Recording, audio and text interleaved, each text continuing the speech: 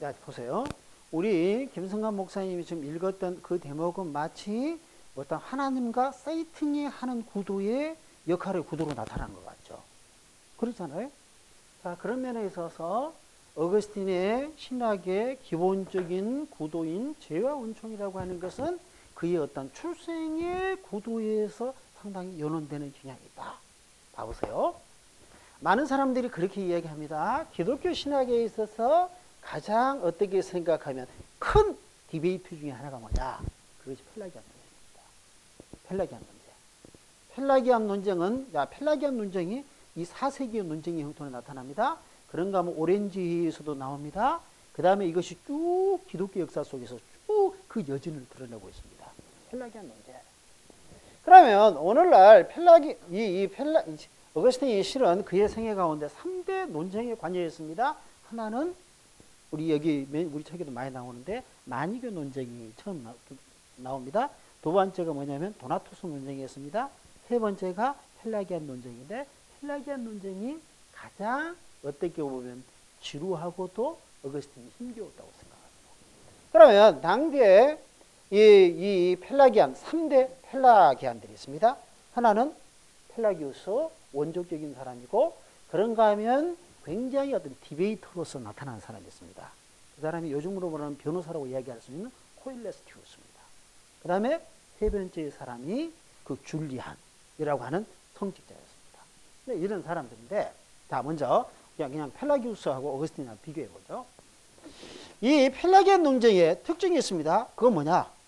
기본적으로 링 안에서 싸우는 것입니다. 그 링이라고 하는 것은 뭐냐? 성경 말씀 가지고 싸웠다는 거죠. 링 안 가지고. 우리는 많은 사람들 오늘날 신학적으로 우리가 굉장히 이게 펠라기우스는 아니다 하는 생각이 우리에게 있습니다. 굉장히 선언적으로 우리가 들어와 있습니다. 우리가 그렇게 생각을 하지만 실은 나는 그런 생각을 해볼 때가 있습니다. 펠라기안 논쟁에 있어서 펠라기우스의 주장하는 바도 그가 거짓말하고 있는 것은 아니죠. 적어도 그것은 자신에게 있어서 진실이었습니다.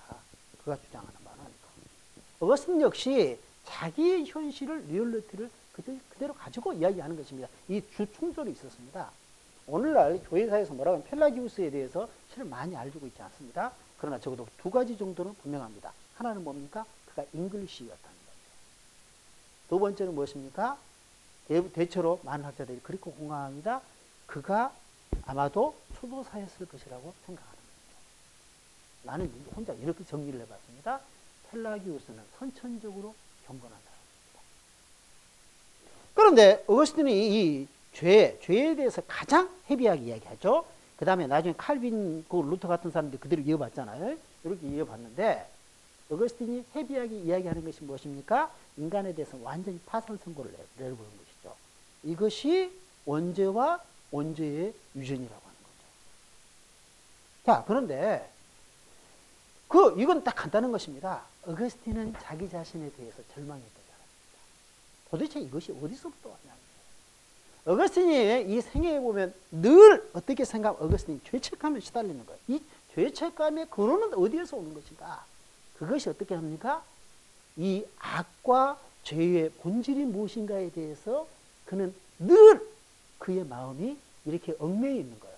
이 어거스틴은 하지 않을 수 없어서 그런 어떠한 악의 본질 같은 것에 대해서 탐구하는 것입니다.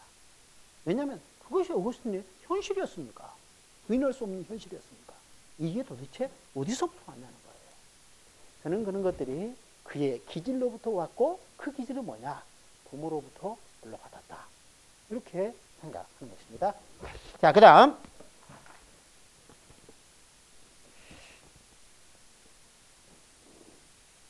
이게 어거스틴 이제 나중에 또 우리가 좀 이야기하겠습니다만 어거스틴 스터디에 있어서 굉장히 중요한 것입니다.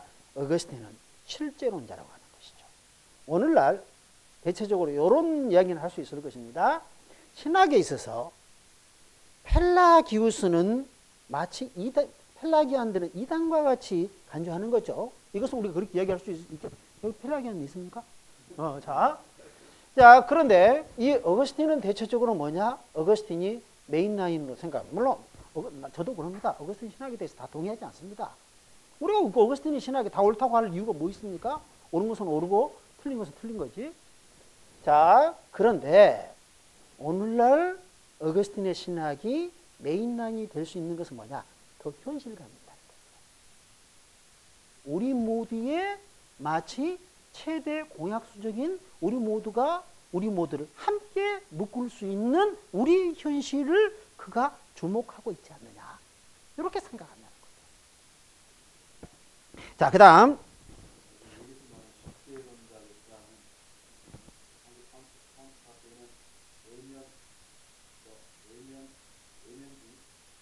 이게 뭐냐면 첫째, 현실주의라는 거죠. 현실주의. 그 다음에 나중에 지금 목사님께서 말씀하신 나중에 어거스틴의 라이놀드 리버의 중요한 어거스틴 그의 스터디의 화두가 있습니다. 그것은 어거스틴 as realist라고 하는 것입니다. 실제론자로서의 어거스틴. 이것이 라이놀드 리버의 어거스틴 스터디의 중요한 관점입니다. 이때 저는 실제론자를 두 가지 의미에서 생각합니다.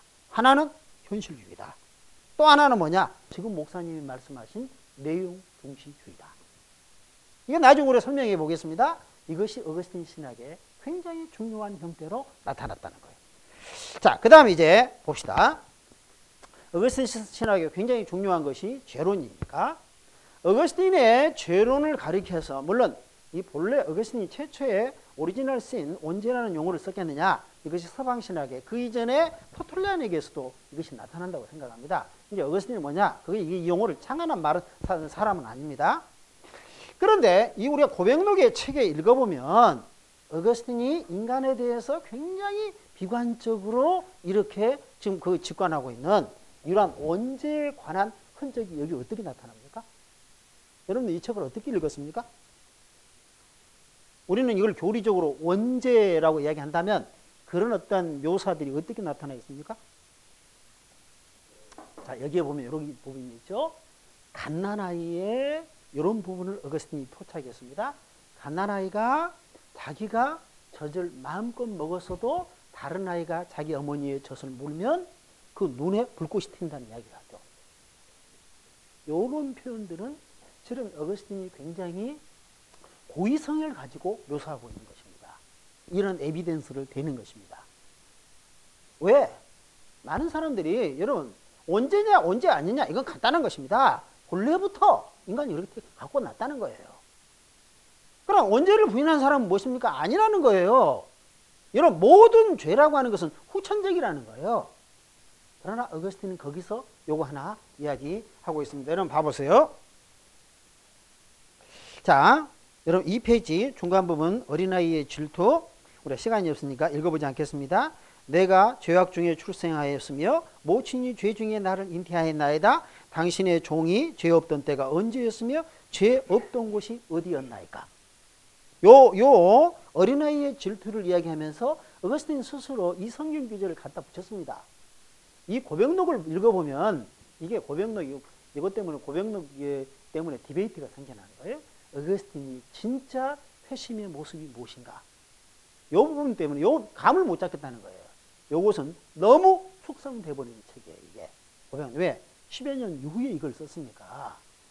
그런데 아무튼 어찌됐든 우리가 이 고백록의 책을 읽어보면 이것저것 너무 어거스틴이 많이 건드렸다, 우리가 종을 잡지 못하겠다 이런 것은 있지만 중요한 것은 뭐냐면 이것은 푹 우려나오는 책입니다.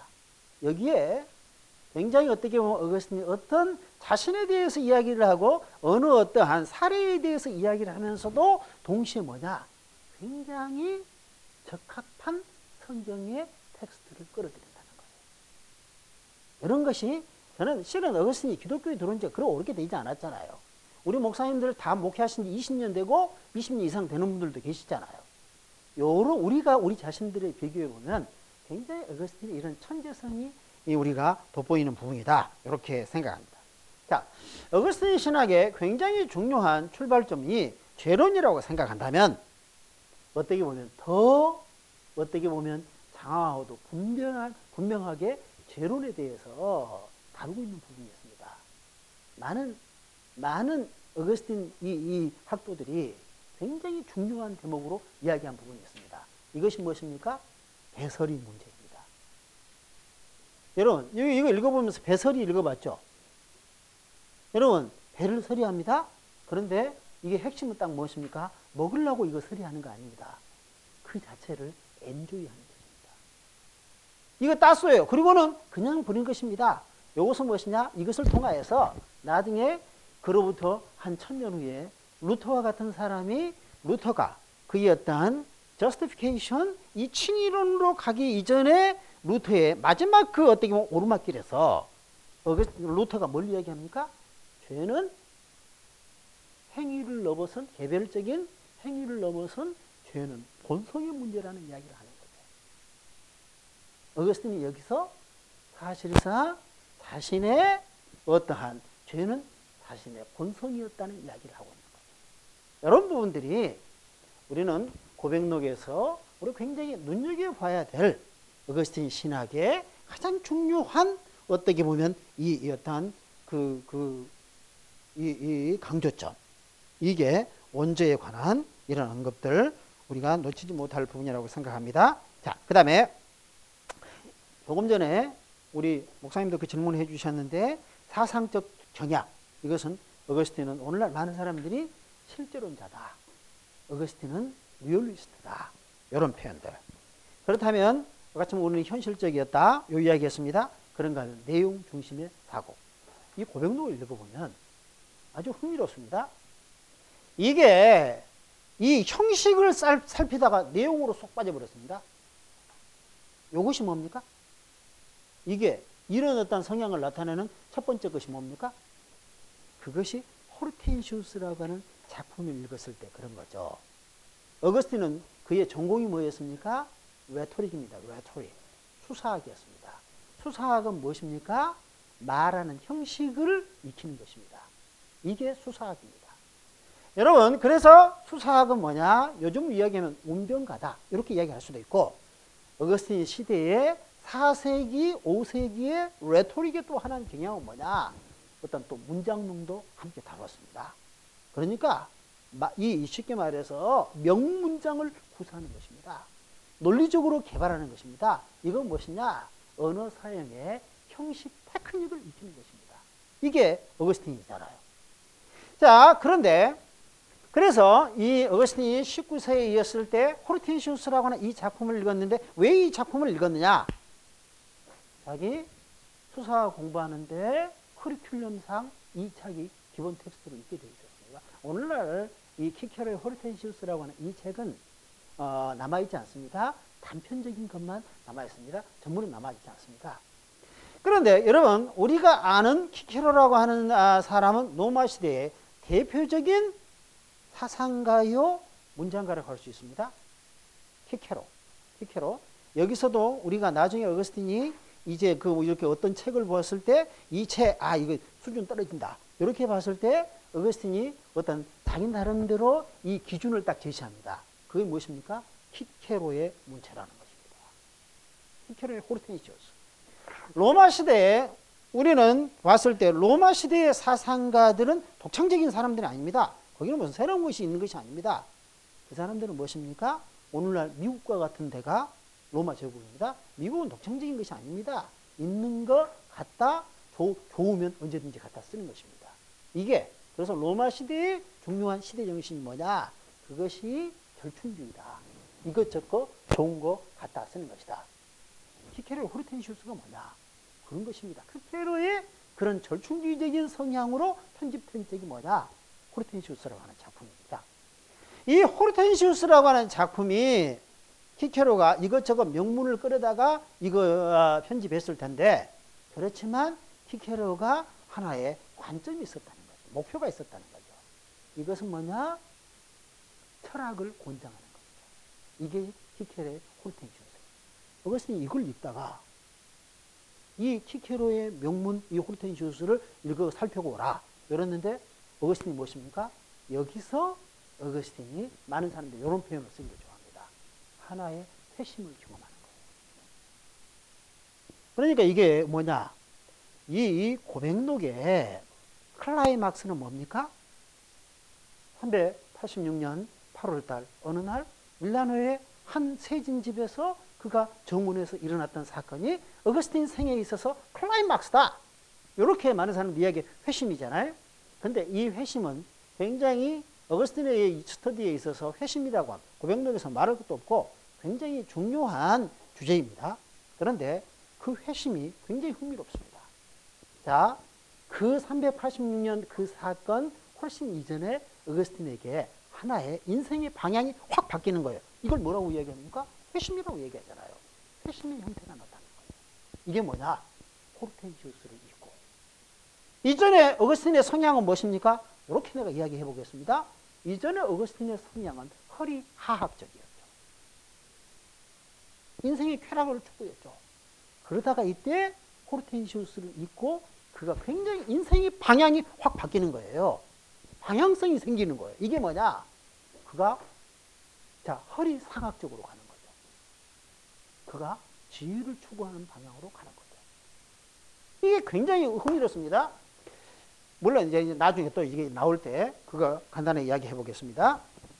그리고는 여러분 그 첫 번째 회심의 어떤 충족이 언제 나타납니까?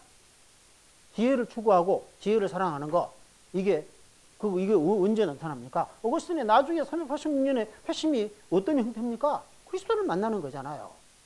그리스도를 만나는 거잖아요. 그리스도는 무엇입니까? 바울은 어떻게 설명합니까? 그리스도야말로 모든 지혜의 보고잖아요. 이렇게 함으로써 이 첫 번째 회심은 두 번째 회심에서 완성되는 것입니다. 자, 그 다음에 이제 그 다음에 나중에 이 내용 중심의 이런 사고가 언제 또 분명히 나타나느냐? 그가 밀라노에 갔습니다. 자, 그가 이제 밀라노에 갔어요. 밀라노에 갔을 때 어거스틴이 누구를 만납니까? 암브로시우스를 만나는 것입니다.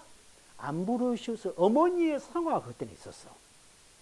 어머니의 성화가 있어서 어거스틴이 암브로시우스를 만났는데 이때 어거스틴의 마음속에는 어머니가 하도 성화를 하니까 만나긴 만나지만 어거스틴의 마음속에 어떤 자기 스스로 자유하면서 그 길을 갔습니다. 이게 뭐냐? 암브로시우스가 당대의 최고의 명연설가니까 암브로시우스의 명연설을 자기가 어떻게 보면 자기가 수사학자로서의 스터디를 하고 싶은 생각이 있었습니다. 그런데 그 설교를 듣다가 어느덧 어거스틴이 내용에 쏙 빠져버렸습니다. 이것도 굉장히 흥미로운 대목이에요. 우리가 시간이 많이 없으니까 찾아보지는 않겠지만 우리가 고백록 책에 보면 이 부분에 대해서 어거스틴이 굉장히 힘주어서 강조하고 있는 것입니다. 자, 그 다음에 이제는 고백록의 범위를 좀 벗어나서 어거스틴이 그가 아마도 395년에 그가 성직에 들어갔다. 이렇게 이 김광철 박사도 그렇게 이야기하고 있어요. 아마 다른 여러 사람들도 그렇게 이야기합니다. 그러고 나서 어거스틴은 프로페셔 한 1년 정도 있다가 어거스틴은 하나의 매뉴얼을 작성하는 거예요. 목회자로서의 매뉴얼을 작성하는 것입니다. 이것이 뭐냐? 그 매뉴얼이 뭐냐? 여러분들의 도구가 뭡니까? 목회의 툴이 어디서 찾습니까? 성경이잖아요. 그 다음에 여러분의 중요한 목회의 수단이 무엇입니까? 그것이 설교잖아요.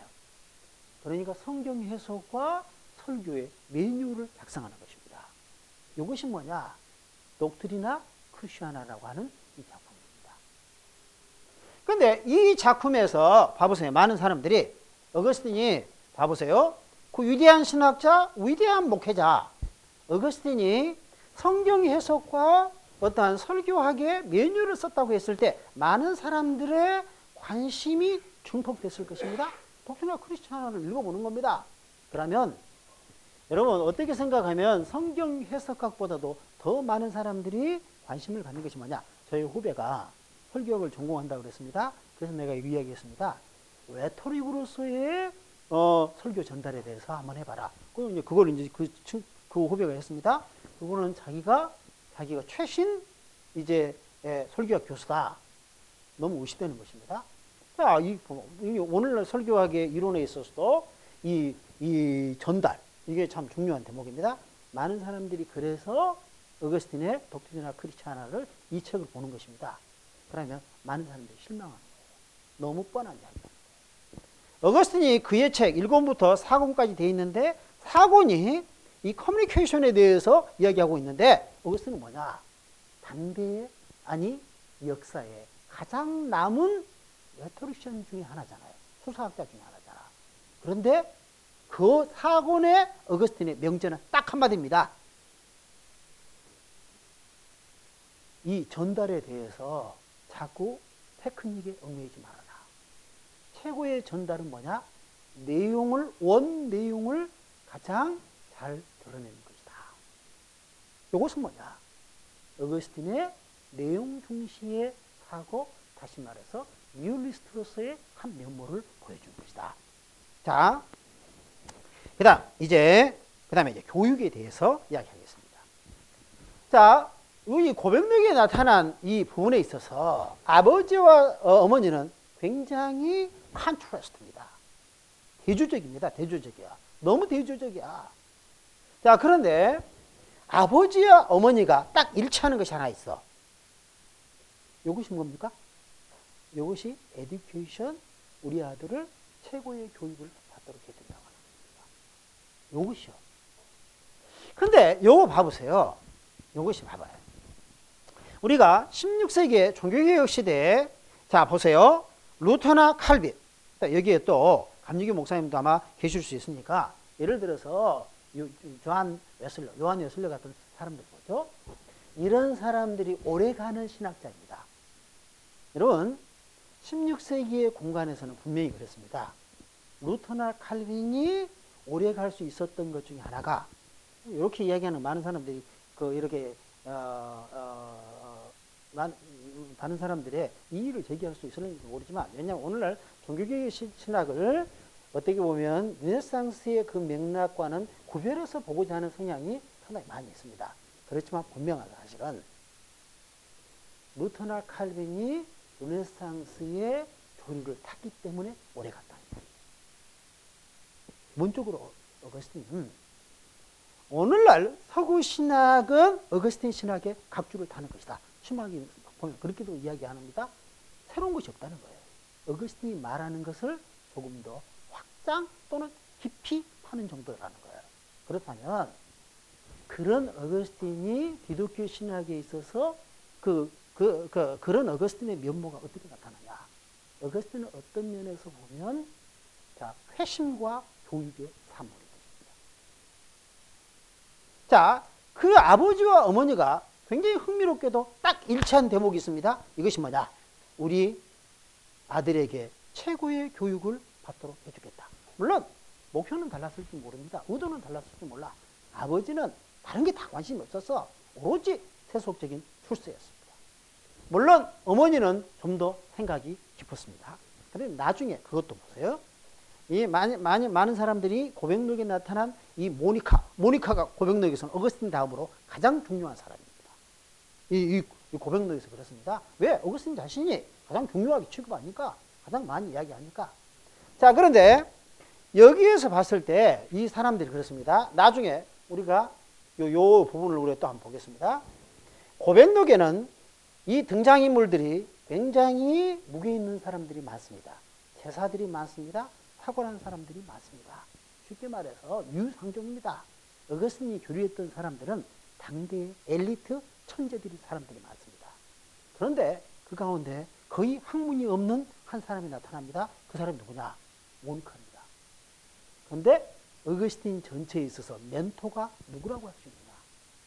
그럼 많은 사람 우리 나중에 살펴보겠습니다. 단연 모니카입니다. 어거스틴, 그것은 이 고백록 자체에서 어거스틴이 그렇게 기술하고 있습니다. 나중에 우리 그거 살펴보겠습니다.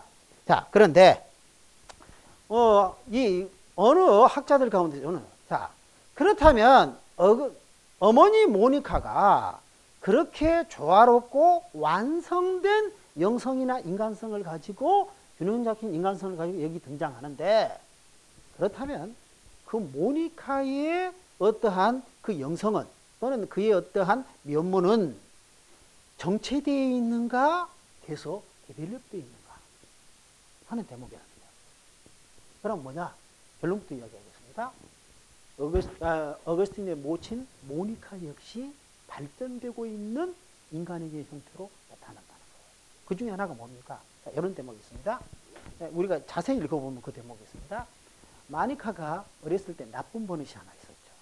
이것은 저의 경험으로도 일리가 있습니다. 제가 어렸을 때 지금 우주 발사를 하는 나로도라고 하는 섬에 살았습니다. 옛날에는 그곳이 깡촌이었습니다. 자, 우리 어머니가 저한테 심부름을 시킵니다. 이를테면 그렇습니다. 저 면사무소에 가가지고 막걸리를 받아가지고 오라는 것입니다. 그걸 한 10년 정도 됩니다. 막걸리를 받아오다가 목이 탔습니다. 그래서 내가 막걸리를 한 모금 했습니다. 우리 어머니가 모를 줄 알고 했습니다. 그 짓을 자제했더니 내가 막걸리가 늘었습니다. 요 이야기가 여기 났다는 이야기죠. 나중에 어거스틴은 놓치지 않습니다. 나중에 자기 어머니에 대해서 이 기록을 할 때 어느 대목에서 어거스틴은 굉장히 실은 그런 의도 있게 그 부분을 하고 있다고 생각합니다. 여러분 요즘 캐톨릭에서는 이런 것이 있습니다. 여기서는 카톨릭 성직자들은 없으니까 나쁘게도 괜찮죠. 카톨릭 성직자들이 헌신적인 것도 많습니다. 그런데 카톨릭 성직자들의 하나 이런 성향이 있어요. 알코올릭, 중독에 가까운 사람들이 꽤 있다는 이야기예요. 근데 어거스틴 시대의 4세기의 교회의 풍습 속에 알코올을 그렇게 멀리하지 않았습니다. 그래서 이 어거스틴 모친이 그런 어떤 교회의 풍습 속에 젖어 있으면서도 절대 술 취할 정도는 아니었다. 그런 것에 대해서는 굉장히 조심스러웠다 하는 대목을 강조하고 있는 거예요. 옛날에는 그랬는데 지금은 안 그런다는 이야기. 또 한 가지. 자, 조금 전에 우리는 그 이야기 했습니다. 아버지와 어머니가 자식의 교육에 있어서만은 생각이 일치했다는 거예요. 자, 그런데 그렇다면 아버지는 어떠냐? 의도가 뭐냐? 무조건 세속적인 출세였습니다. 그러면 어머니 모니카에게는 그런 면모가 없었냐? 어머니 모니카에서도 고백록을 자세히 읽어보면 그런 세속적인 욕심 또한 있었다는 겁니다. 이런 부분들이 거기에 나타나 있습니다. 자, 그 다음에 이 고백록의 책에 읽으면 자주 등장하는 이야기가 있습니다. 이것이 뭐냐? 리버럴 아츠라고 하는 말이에요. 이게 대부분 이 사람 이 말을 우리는 교양 과목이라고도 번역하겠지만 이것을 뭐냐? 이것을 자유학이라는 말로 번역하는 것이 더 정확해요. 그럼 뭐냐? 이게 어거스틴 시대로부터 중세기까지, 특별히 중세에서는 리버럴 아츠가 뭐냐? 이거 딱 간단해. 신학을 제외한 보편적인 학문들을 다 리버럴 아츠의 카테고리 속에 넣었어요. 다시 말해서 기독교 신학을 지원할 수 있는 모든 과목, 통상적인 과목을 다 리버럴 아츠에 더 넣었어요. 문법, 철학, 수사, 대수학, 기하, 천문학, 음악 다 이게 통상적인 그 시대의 학문을 구성했어. 어거스틴은 뭐냐? 어거스틴은 이런 어떠한 도구들로 잘 구비됐다는 이야기죠. 자, 그런가 하면 봐보세요. 어거스틴은 굉장히 어떠한 뛰어난 학생이었습니다. 이거 뭐냐? 총도 배 101장에 가서 우승하잖아. 어거스틴이 아리스토텔레스의 10범주로 요 책에 대해서 독학해가지고 전문가들 이상으로 자기가 독파를 해버리잖아. 자, 어거스틴의 교육은 어디서 타카스테에서 이루어졌습니다. 그 다음에 아주 10대 초반에 그가 유학을 갔습니다. 제가 나라돈데 요수로 일찌감치 유학하는 사람들이 있습니다. 이 마다우다로 갔습니다. 거기 가서 한 1, 2년 하다가 돈이 떨어지니까 다시 돌아왔습니다. 북아프리카의 당시에 최고의 어떤 중심지가 있었습니다. 나중에 카르타고에 가서 공부하죠. 자, 그 다음에 요거 한번 봐봐요. 어거스틴이 어떻게 보면 이런 어떠한 이 공부를 하면서 교육을 받으면서 그 시대, 어거스틴 시대, 고백록에 나타난 어거스틴 시대의 교육적인 경향이 어떤 것이냐. 무엇이 강조됐어요? 그때는 체벌이 있었죠. 교육의 경향이 무엇입니까? 자발성이 아니라 강제성이 강조되죠. 주입식이죠. 동시에 교육의 형태가 무엇입니까? 암기하는 것이 많다는 거예요. 오늘의 교육학에서는 뭐냐? 이것이 어떤 가장 낙후된 방법이죠. 낙후되는 방법이죠. 강제성, 물 때리는 거, 매를 때리는 거. 가장 낙후되는 거. 우리나라도 이거 이제 벗어나잖아. 그 다음에 또 한 가지 뭡니까? 그 다음에 암기하는 거. 근데 여러분 봐보세요. 오늘날 어거스틴 스칼라드는 어떻게 생각하느냐면 어거스틴이 이 교육을 그렇게 교육을 받았는데 그 암기하는 것 나중에 이 한 신학자로서 어거스틴에게는 대단하게 유익하게 어떠한 좋은 영향을 미치는 거예요. 여러분 봐보세요. 한 유명한 목사님이 선배 목사님이 그렇게 얘기한 걸 들었습니다. 그분은 내비게이터 출신입니다. 자 보세요. 내비게이터 같은 데서 하나의 훈련을 영적 훈련을 어떻게 시킵니까? 예를 69절이면 69절, 109절이면 109절 딱 외우라 그러죠. 보세요. 그 성경 구절을 69절, 109절을 딱 외워버리니까 교인들이나 자기를 찾아온 어떤 사람들의 영적인 카운슬링도 훌륭하게 말씀으로 할 수 있다는 거예요. 어거스틴의 저작들의 특징이 있습니다. 어거스틴이 쭉 이야기를 하면 여러 가지들이 맞물려 들어가는데 도대체 이것이 출처를 헤아리지 어려울 정도로 아주 어떻게 합니까? 섬세하고도 굉장히 어떻게 보면 주도 면밀하게 어떠한 그 어거스틴의 어떠한 사상의 논리 속에 함몰되어 간다는 것이죠. 이게 어디서부터 하느냐? 어거스틴은 대부분 외워버렸습니다. 이렇게 책 보고 짜집기 하는 거 아닙니다. 어거스틴의 사상이 짜집기가 많습니다. 그런데 그 짜집기가 뭐냐? 그 머릿속에 한 100권의 책이 있는 것입니다. 그래서 자유자재로 이것이 필요하면 언제든지 투입되는 것입니다. 이게 그 시대의 암기 교육이었으니까 이런 경향이 나타납니다. 거기다가 플러스 뭐 있습니까? 어거스틴은 탁월하게 기억력이 좋았습니다. 이런 것들이 굉장히 흥미스러운 요소다. 이렇게 이야기할 수 있습니다. 자, 그런가 하면 어떻게 보면 학자로서는 어거스틴에 굉장히 명점이 있었습니다. 이것이 뭐냐? 외국어에 약했다는 거죠. 어거스틴은 여기서 뭡니까? 헬라어에 대해서는 젬병이었다고 이야기합니다. 당시에 헬라어를 알아야지 깊은 학문의 세계에 들어갑니다. 나중에 어거스틴이 그가 그 시대의 어떤 시대적인 사상의 가장 큰 시대적인 사상을 만납니다. 그것이 기독교에 들어오는데 큰 역할을 하는데 이것이 무엇입니까? 플라톤 사상. 어거스틴은 한 번도 신플라톤이라는 말은 거의 하지 않아요. 그냥 플라톤 사상이라고 플라톤 유지자들이라고 이야기합니다. 그러나 그것은 자 플로티누스, 호르필이 같은 사람들이 주류 신학자였던 신플라톤주의였습니다. 이것은 무엇입니까? 기본적으로 헬라어 서클에서 되어지는 사상입니다. 어거스틴은 어느 정도냐? 신플라톤 사상들을 접할 때 어거스틴은 기본적으로 뭐냐? 이것을 헬라어로 원전을 못 읽는 거야. 뭡니까? 어거스틴은 라틴어로 읽었습니다. 나중에 그 라틴어를 누가 헬라어에서 이 라틴어로 번역을 해줬습니까? 이것이 나중에 빅토리아누스라고 하는 사람이 번역을 하잖아요. 나중에 그걸 회심해서 중요한 하나의 마델로서 역할을 하는 것입니다. 이런 이야기들이 이제 다 있습니다. 자, 그 다음에 자, 어거스틴이 교육을 받았습니다. 그의 전공이 뭐죠? 수사학이죠. 어거스틴은 나중에 자, 87년이나 어느 때 어거스틴은 세속직을 이제 떠나는 것입니다. 세속직을 떠나. 수사학자 그만해. 그리고는 이제 마침으로 논산훈련소에 가서 사제복 다 이렇게 내려놓고 이제 군대에서 준 거 이렇게 하듯이 그가 다 자기의 세속적인 사상 다 내려놔. 근데 여러분 봐보세요. 어거스틴은 본래 로컬 처치 패스터였습니다. 그렇지만 대부분의 사람들이 오늘날 그렇게 생각하지 않죠.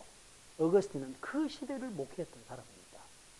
도대체 어거스틴의 어떠한 그 패스터십이 어떻게 해서 그렇게 업그레이드 될 수 있냐 이 말이에요. 그게 무엇이죠? 그가 본래는 세속직, 다시 말해 수사학자의 직업을 완전히 그가 이제는 폐기 처분했다고 생각했습니다. 그러나 나중에 무엇입니까? 오늘날 좋은 신학이라는 것은 다른 게 아닙니다.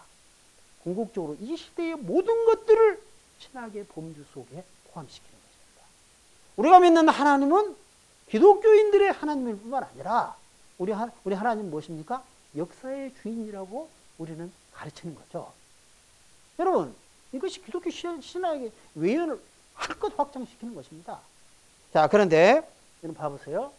어거스틴이 폐기 처분했다고 생각하는 그 세속지, 그의 어떠한 정곡, 나중에 목회의 훌륭한 툴로 자리 잡는 거죠. 어거스틴은 그걸 가지고 그 시대에 어떤 그 시대의 신학을 가름하는 그 논쟁 속에 어떻게 보면 그 부장으로서 참여하는 거죠. 그것은 어떤 툴을 가지고 참여했습니까? 어거스틴은 탁월한 수사학자인 거죠.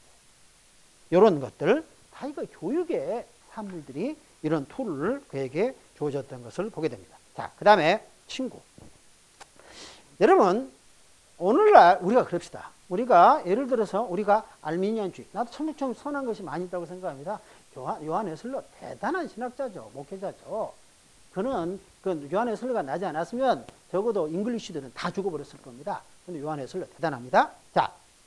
자, 그런데 여러분 봐보세요. 오늘날 우리가 신학을 좀 이렇게 크게 보면 신학에 주관주의가 있습니다. 객관주의가 있습니다. 건전한 신학은 무엇입니까? 주관주의를 넘어서서 객관주의를 늘 우리가 확보하는 것입니다. 그럼 주관주의는 뭐냐? 완전히 자유주의자. 지 이성으로 다 판단하잖아요. 이거 리버럴한 사람들입니다. 그런가 하면 완전히 그 극단에 서 있는 신비주의자. 지가 계시받는 거지. 이 신비주의자. 그런데 오늘날 기독교 신학에서 건전한 신학의 중요한 형태가 있어. 그것은 신학적 객관주의를 유지해 간다고 하는 겁니다. 기독교 신학에 신학적 객관주의의 두 축이 있습니다. 하나는 무엇입니까? 하나는 성경이고 또 하나는 무엇입니까? 교회라고 하는 것입니다. 그런데 여러분 보세요. 어거스틴은 천재였습니다. 그런데 나중에 그가 이렇게 교회 역사 속에 중요한 기여를 할 수 있는 건 뭐냐? 그는 끝까지 교회 신학자로 남는 거죠. 그런 어떠한 공동체 중심의 영성이 어디서부터 나오느냐? 어거스틴은 내가 이거 보면서 내가 참 어떻게 보면 탐복을 많이 했습니다. 뭐냐? 어거스틴은 일찍부터 우정의 모든 것을 내는 거야. 때로는 그게 나쁜 것도 많이 있었습니다. 어머니의 식탁에서, 부모의 식탁에서 돈을 훔쳤습니다. 그리고 무엇입니까? 친구의 환심을 사는 것입니다. 그럴지라도 어거스틴은 늘 함께 가는 것이 있습니다. 친구와 함께 가는 것입니다. 나중에 어거스틴이 충분히 그가 하나님 앞에 들어오기 전부터도 그가 뭐냐? 난 그 참 이게 도대체 어거스틴이 게이가 아닌가? 이런 생각을 할 때가 있습니다. 여러분 봐보세요. 여러분 친구에 대해서 어느 대목 한 우리가 시간이 없어서 안 읽겠는데 한 100여 페이지 요 정도에 보면 사랑하는 친구의 죽음. 여기서 무슨 표현을 했냐? 내 영혼의 반쪽이었다. 그리고는 뭐냐? 어거스틴이 고향을 떠나는 거야. 왜? 그 친구의 흔적이 어른거리니까. 나는 그걸 보고 탐복을 했어요. 여러분, 내가 여기서 좀 가난해서 갈 길이 바쁜데 쓸데없는 이야기 한번 해보겠습니다. 내가 신대원에서 한 10년 정도 있었습니다. 신대원에 있으면서 우리가 아직도 갈 길이 멀다. 개신교가 갈 길이 멀다. 이런 생각을 했습니다. 왜냐? 김 목사님도 잘 알 텐데 지금부터 한 7년쯤 전부터 우리 신학교가 정신을 차리기 시작했습니다. 왜냐? 신학교라는 건 간단한 겁니다. 교회를 섬기는 교회의 지도자들을 이렇게 산출해내는 건데 너무 이게 개인주의에 빠져 있는 거예요. 물론 개신교가 완전히 발목이 잡혔습니다. 너무 개인주의예요. 지 맘대로 하는 겁니다. 자, 그래서 우리 신학교에서 뭐냐면 굉장히 영성 혼론론을 세우고 이제 영성. 그때 우리가 굉장히 포커스를 두는 것이 공동체의 어떠한 감각을 익히는 것이었습니다. 자, 그렇게 했어요.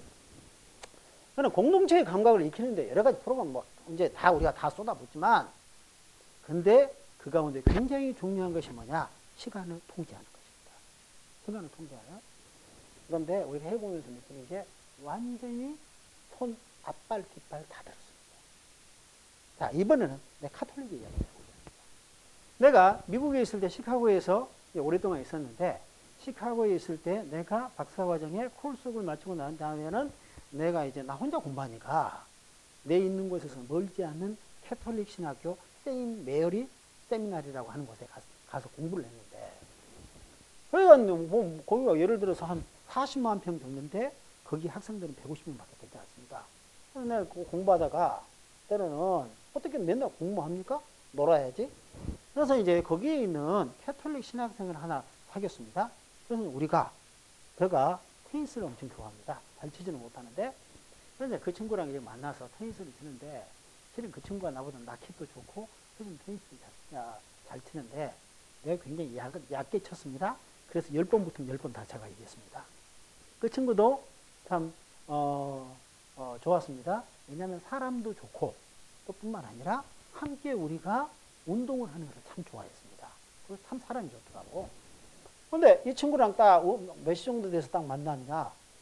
3시나 3시 반이 되면 딱 만납니다. 근데 이 친구는 딱 있습니다. 딱 정해져 있어. 4시 반 정도가 딱 되면 운동을 하다가도 철수해버립니다. 자기 그냥 깁스 안 하면 들어가 버려. 왜냐하면 들어가야 된대요. 그러면 나는 어떻습니까? 똥마른 강아지가 돼가지고 낑낑대면서 레이디사 놀자 그래도 한 번 들어간 그 친구는 나오지가 않습니다. 그러면서 내가 그때 그걸 생각했습니다. 오늘날 캐톨릭의 영성이 어떤 것인가. 우리는 그들을 집단주의다 뭐다 욕 많이 하지만 우리가 과연 욕할 자격이 있는가. 이분은 우리 신학교 좀 전에 이야기하다 말았는데, 자, 통제를 하기 시작했습니다. 10시, 저녁 10시 학생들이 죽으려고 그럽니다. 그래서 11시. 그래도 못 견딥니다. 12시. 나중에 그거 폐기해버렸습니다. 이것이 우리 평신만의 성향입니까? 다른 신학교도 별로 다를 바가 없습니다. 자, 어거스틴에게서는 중요한 특징으로 나타나는 것이 뭐냐? 끊임없이 공동체의 감각을 가지고 갔다는 거예요. 어거스틴은 끝까지 친구들하고 같이 갑니다. 나중에 회심을 했습니다. 회심을 했더니 어거스틴이 회심하고 난 다음에 뭔 어떤 비전에 그가 뭔 비전을 가지고 실험합니까? 이 친구들과 함께 평생 어떤 공동체의 비전을 할 수 있는가? 그거를 가름하는 것입니다.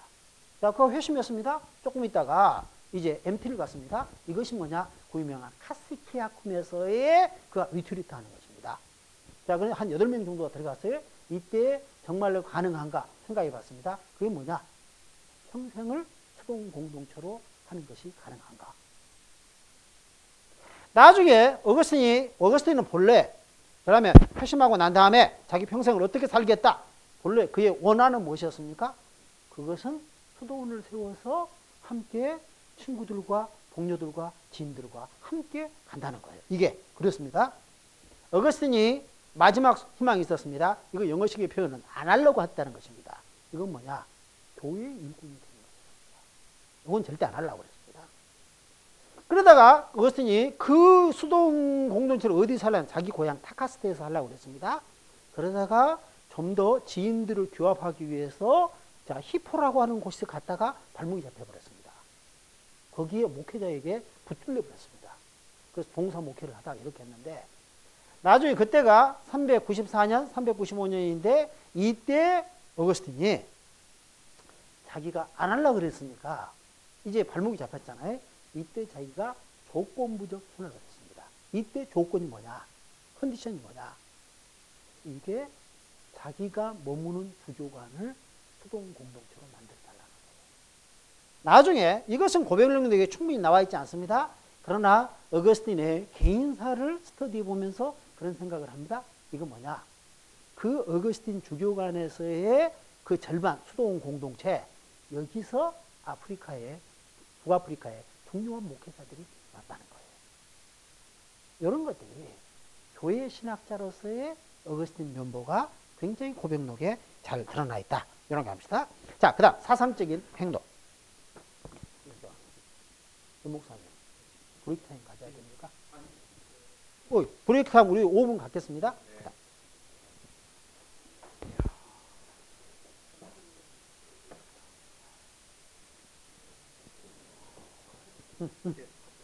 커피 그만 먹을래.